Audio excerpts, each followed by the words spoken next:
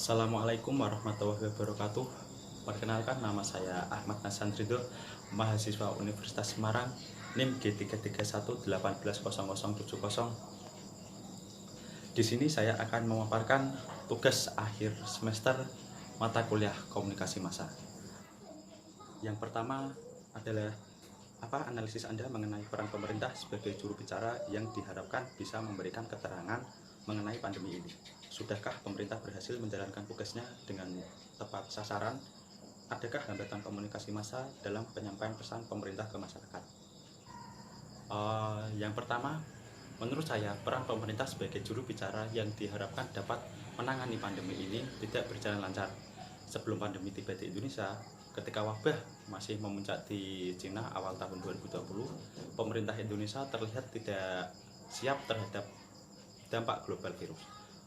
Saat kasus pertama diumumkan pada awal Maret, yang menandai masa awal krisis, pemerintah terlihat tidak siap. Publik yang selama ini tidak mendapatkan pengetahuan awal terkait bahaya COVID-19 dari pemerintah menjadi kebingungan sehingga terlihat panik. Misalnya dengan memborong sembako ataupun tidak bereaksi dan tetap melakukan kegiatan harian seperti biasa. Publik yang kebingungan masih tidak menjadikan informasi dari pemerintah sebagai acuan utama. Ketika pemerintah mengumumkan COVID-19 sebagai bencana nasional dengan menekankan pada aspek-aspek social distancing pada awal Maret, publik tidak mampu mencerna karena mereka tidak dibekali pemahaman awal, terutama terkait langkah yang harus diambil di tengah pandemi yang kian memuncak di dunia. Kegagalan komunikasi pemerintah menjadi nyata. Untuk soal yang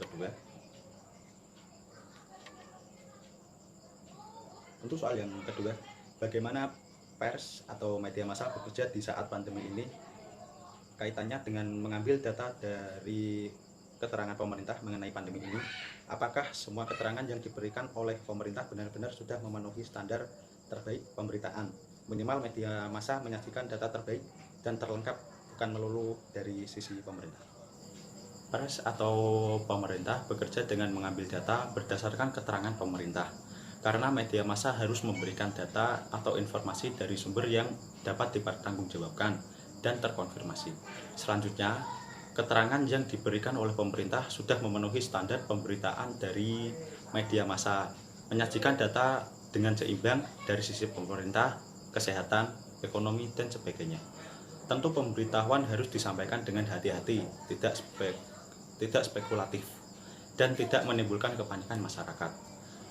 Penggunaan diksi atau pilihan kata secara tepat dan tidak terkesan mendramatisir atau menakut-nakuti agar tidak menimbulkan persepsi publik yang menyebabkan kepanikan. Untuk soal nomor 3, sepanjang pandemi ini, apakah pemerintah juga menerapkan etika komunikasi, di mana di dalamnya terdapat empati? Pemerintah sejak awal menunjukkan ketidaksiapan pemerintah Indonesia menghadapi krisis sebagai dampak pandemi COVID-19. Pemerintah tidak memiliki pemimpin khusus di tengah krisis COVID-19.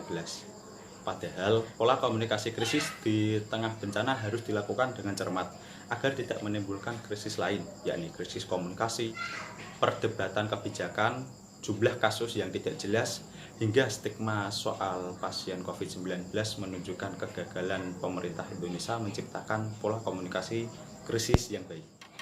Penyampaian data yang tidak transparan merupakan bentuk pelanggaran standar etika berupa kejujuran yang semestinya dijunjung tinggi oleh pemerintah dalam penyelenggaraan negara.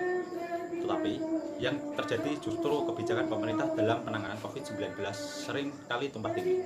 Ketidakjelasan ini menyebabkan kebingungan publik sehingga respon krisis tidak disertai empati, menghambat penanganan wabah COVID-19 di Indonesia. Padahal dalam kondisi seperti ini sangat penting menerapkan etika respon komunikasi krisis yang cepat untuk menanggulangi dampak buruk pandemi COVID-19. Untuk soal nomor 4, bagaimana bentuk etika komunikasi massa yang dijalankan oleh media massa melalui pemberitaan sepanjang pandemi ini? Dari saya, bentuk etika komunikasi massa yang dijalankan oleh media massa melalui pemberitaan COVID-19 adalah media massa perlu memegang teguh prinsip-prinsip kode etik jurnalistik seperti memberitakan secara akurat, berimbang, selalu menguji informasi, tidak bertingkat buruk, serta dilakukan secara profesional. Lebih lanjut, media massa juga diimbau untuk tidak memberitakan kasus COVID-19 secara berlebihan, sehingga merupakan prinsip-prinsip dasar dalam kode etik jurnalistik. Nomor 5, kesimpulan dari saya. Semua pertanyaan tersebut dapat disimpulkan bahwa di awal puncak COVID-19, pemerintah belum antisipatif terhadap wabah ini, sehingga publik yang tidak dibekali tentang bahaya COVID-19 menjadi panik.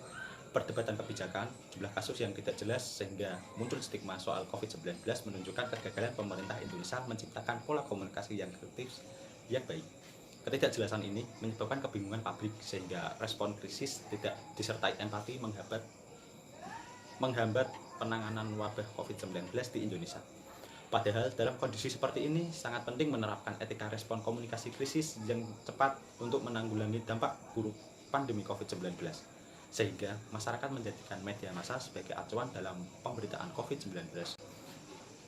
Mungkin itu saja paparan saya soal UAS komunikasi massa kali ini. Sekian, wassalamualaikum warahmatullahi wabarakatuh.